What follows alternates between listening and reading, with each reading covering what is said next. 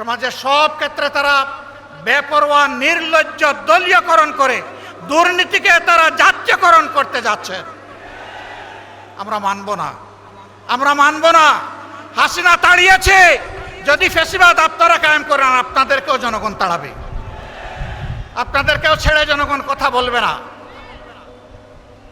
ভালোই ভালোই আপনারা মেনে নিন, যদি না মানেন তাহলে ইনশাআল্লাহ তাআলা আজিম এই দেশের মানুষ জীবন দিয়ে পঙ্গুত্ব বরণ করে গুলি খেয়ে শিখে নিয়েছে মুক্তির পথে কিভাবে হাঁটতে হয়।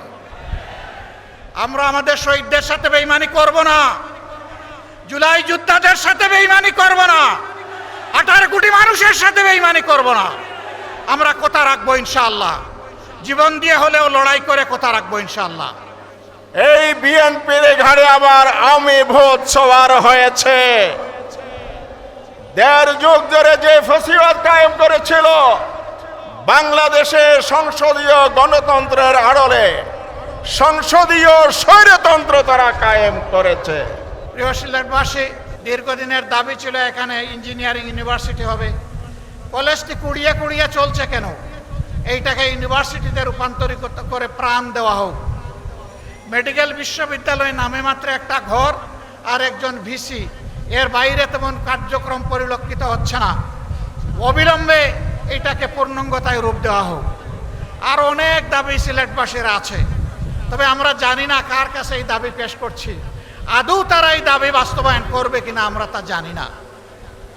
যেহেতু তারা সরকারে আছেন এই জন্য দাবি পেশ করে গেলাম।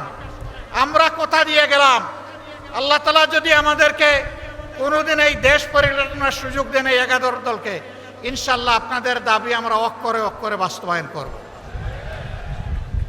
প্রিয় সিলেটবাসী, শুনেছেন যে আজকের এই বিভাগীয় সমাবেশ আমাদের শেষ সমাবেশ। সারা বাংলাদেশ আমরা ঘুরেছি, মানুষের একই দাবি, গণভোটের গণরায় বাস্তবায়ন করতে হবে। আপনারা উভয়ে ভোট চেয়েছেন, সরকারি দল ভোট চেয়েছেন, বিরোধী দল ভোট চেয়েছেন, আমাদেরকে হা ভোট দিতে বলেছেন, আমরা হা ভোট বিজয়ী করে দিয়েছি। এখন আমাদের হা ভোটের বাস্তবায়ন দেখতে চাই। এখন কোনো ধানাই পাড়াই মারি না। সম্মানিত বন্ধুগণ, আমাদের কথা সাফ, জনগণ পরিবর্তনের জন্য, সংস্কারের জন্য গণভোটে হা বলেছে। 70% মানুষ হা বলেছে। গণভোটকে আমরা অপমান করতে দেব না। ইনশাআল্লাহ গণভোটের গণরায় বাস্তবায়ন করেই আমাদের আন্দোলন ইনশাআল্লাহ সফলতার দ্বার প্রান্তে পৌঁছবে। বাংলাদেশে আমরা আর কোনো ফ্যাসিবাদ চাই না। আমরা দুঃখের সাথে বলতে বাধ্য হচ্ছি, তারাও মজলুম ছিলেন। এখন যারা সরকার গঠন করেছেন, কিন্তু তারা ভুলে গেছেন সেই ফ্যাসিবাদী আওয়ামী লীগের পথ ধরেই তারা হাঁটা শুরু করেছেন। সমাজের সব ক্ষেত্রে তারা বেপরোয়া নির্লজ্জ দলীয়করণ করে দুর্নীতিকে তারা জাতীয়করণ করতে যাচ্ছে। আমরা মানব না, আমরা মানব না। হাসিনা তাড়িয়েছে, যদি ফ্যাসিবাদ আপনারা কায়েম করেন আপনাদেরকেও জনগণ তাড়াবে, আপনাদেরকেও ছেড়ে জনগণ কথা বলবে না।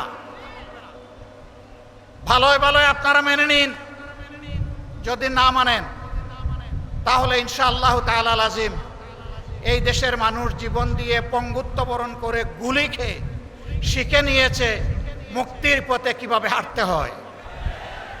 আমরা আমাদের শহীদদের সাথে বেঈমানি করব না, জুলাই যোদ্ধাদের সাথে বেঈমানি করব না, 18 কোটি মানুষের সাথে বেঈমানি করব না। আমরা কথা রাখবো ইনশাআল্লাহ, জীবন দিয়ে হলেও লড়াই করে কথা রাখবো ইনশাআল্লাহ। সেই লড়াই সিলেটবাসী আপনারা সাথে থাকবেন, থাকবেন সত্যি? আলহামদুলিল্লাহ, সেই লড়াইয়ের জন্য প্রস্তুত হন। ডাকার জন্য ডাক আসবে, গড়ে গড়ে সেই লড়াইয়ের দুর্গ গড়ে তুলতে হবে।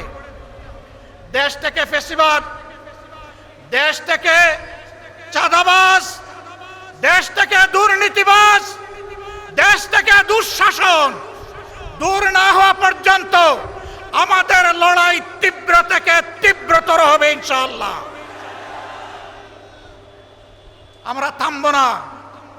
মুক্তির মঞ্জিলে এই আন্দোলন না পৌঁছা পর্যন্ত ইনশাআল্লাহ আমরা থামব না। আমি জাতীয় নেতৃবৃন্দকে সিলেটবাসীর পক্ষ থেকে আন্তরিক ধন্যবাদ এবং কৃতজ্ঞতা জানাচ্ছি। তারা মূল্যবান সময় কোরবানি স্বীকার করে এখানে এসেছেন। তারা অনুপ্রাণিত করেছেন সিলেটবাসীকে, তারা উদ্বুদ্ধ করেছেন, তারা কথা দিয়েছেন জনগণের দাবি আদায় না হওয়া পর্যন্ত আমাদের লড়াই ঐক্যবদ্ধভাবে চলবে। আপনাদের সবাইকে মোবারকবাদ। সভাপতির বক্তব্য শুনে সবাই যাবেন, এর আগে যাবেন না। তিনি আমাদের মধ্যে বর্ষিয়ান রাজনীতিবিদ, সকলের চাইতে বয়োজ্যেষ্ঠ। তিনি দেখেছেন ব্রিটিশ আমল, দেখেছেন পাকিস্তান আমল, তিনি বাংলাদেশ আমলের রাজনীতির এক জীবন্ত ইতিহাস। তার কথা শুনে আপনারা যাবেন ইনশাআল্লাহ। আল্লাহ হাফেজ। বাংলাদেশ জিন্দাবাদ। 11 দলীয় ঐক্য জিন্দাবাদ। আসসালামু আলাইকুম ওয়া রাহমাতুল্লাহ। আমরা বাংলাদেশের 5ই আগস্ট 24 সাল ঢাকার রাজপথ সহ বাংলাদেশের জনতার যে বন্যা দেখেছিলাম, যে বন্যার স্রোতে ভেসে গিয়েছিল শেখ হাসিনা দিল্লিতে গিয়ে আশ্রয় নিয়েছিল। সেই জুলাই আন্দোলনের আগামী 5ই আগস্টকে সামনে রেখে এই সিলেটের মাঠে দাঁড়িয়ে জনসভায় সমবেত হয়েছে। সরকারের মাত্র 5টি মাস অতিবাহিত হচ্ছে। এই সময়ে আন্দোলন সংগ্রাম হওয়ার কথা ছিল না। কেন আমাদেরকে ধাপে ধাপে এই আন্দোলনের মাঠে নামতে হয়েছে? বাংলাদেশের সংসদীয় গণতন্ত্র 1991 সালে পুনঃপ্রতিষ্ঠিত হয়েছিল। মাঝখানে 17 বছর স্বৈরতন্ত্র কায়েম হয়েছিল।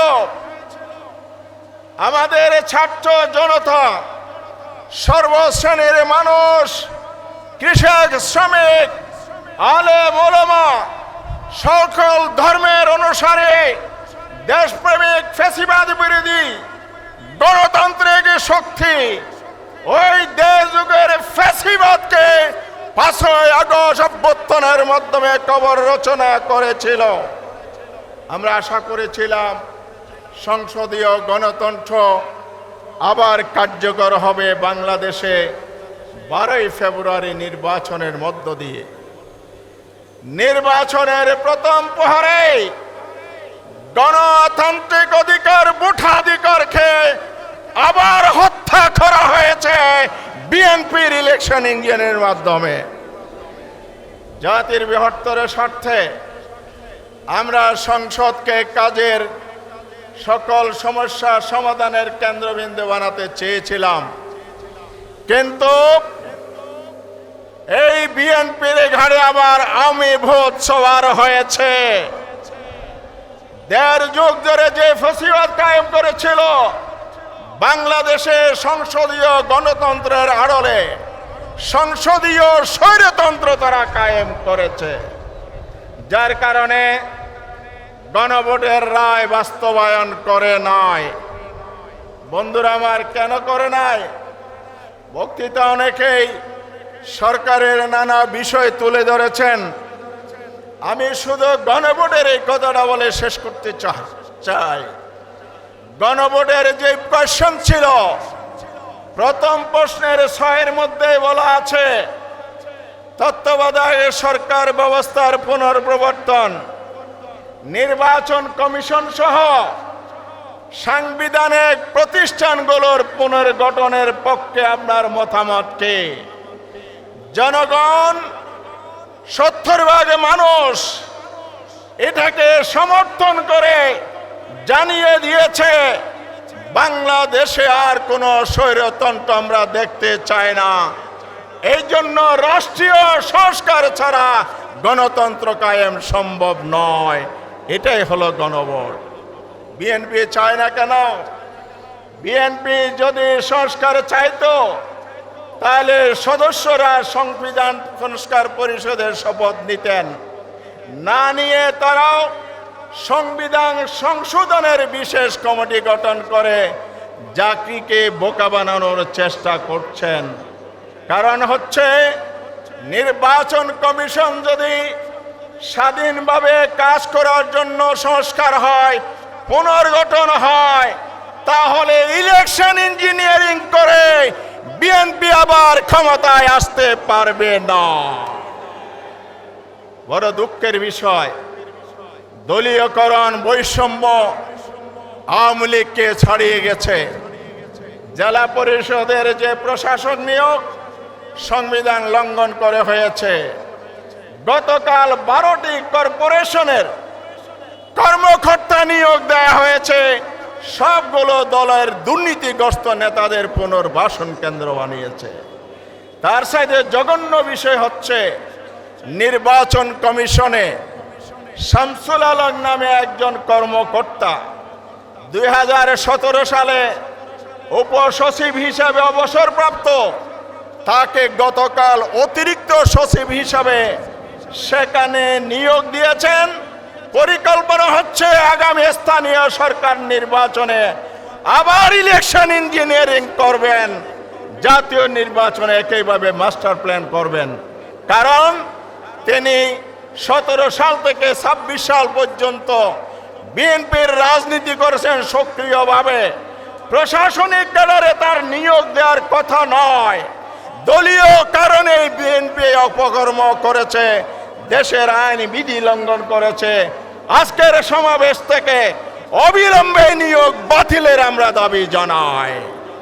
শেষ কথা বলতে চাই, দুর্নীতি দমন কমিশন সংস্কার করবেন না, তাহলে জেলায় জেলায় মন্ত্রণালয়ে গুলশানের একটি আহ্বান বাংলাদেশে ছড়িয়ে দেয়া যাবে না। অসংখ্য দুর্নীতিবাজের প্রশ্রয় দেওয়ার জন্য দুর্নীতি দমন কমিশন সংস্কার করা হচ্ছে না, সে রাস্তা বন্ধ করা হয়েছে। চাঁদাবাজি করা যাবে না, সেই জন্য আজকে সংস্কারের পথে হাঁটছে না। আমরা বলতে চাই, যে যায় লঙ্কা সে হয় রাবণ, ক্ষমতার রাজনীতির সবচেয়ে প্রসিদ্ধ বাক্য।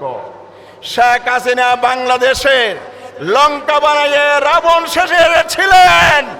বর্তমান সরকারের প্রধানমন্ত্রী তার সহযোগী দোসররা বাংলাদেশকে লঙ্কা বানানোর জন্য যদি লাবণের সেই স্বৈরতন্ত্র কায়েম করতে চান, বাংলাদেশের জনগণ যেই রাবণকে আজকে ইন্ডিয়া পুনর্বাসিত করেছে, আপনাদেরকে সেই লঙ্কায় ফাটিয়ে দেবে।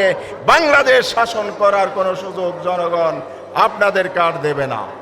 তাই আসুন, আমাদের জনগণকে আমরা আহ্বান করব, আজকের মহাসমাবেশের শেষ কর্মসূচি ঘোষণা হচ্ছে। মাননীয় নেতৃবৃন্দ আছেন, অবিলম্বে আরো কঠোর কর্মসূচি ঘোষণা করা হবে। জুলাই অভ্যর্থনের দিবসে রাজপথে সমাবেশ থেকে সেই ঘোষণা আসবে। দেশ জুড়ে লং মার্চ হবে, অবস্থান কর্মসূচি হবে, মহাসমাবেশ হবে। সিলেটবাসীকে সে আন্দোলনে শরীক হওয়ার আহ্বান জানিয়ে আমার বক্তব্য শেষ করছি। আপনারা কি সে আন্দোলনে শরীক হবেন? ইনশাআল্লাহ সবাই মিলে স্বৈরাচারের পতন ঘটাবো, আবার গণতন্ত্র ফিরিয়ে আনবো, ন্যায় ইনসাফের বাংলা প্রতিষ্ঠা করব। এই অঙ্গীকার ব্যক্ত করে আমার বক্তব্য শেষ করছি। আসসালামু আলাইকুম ওয়া রাহমাতুল্লাহ।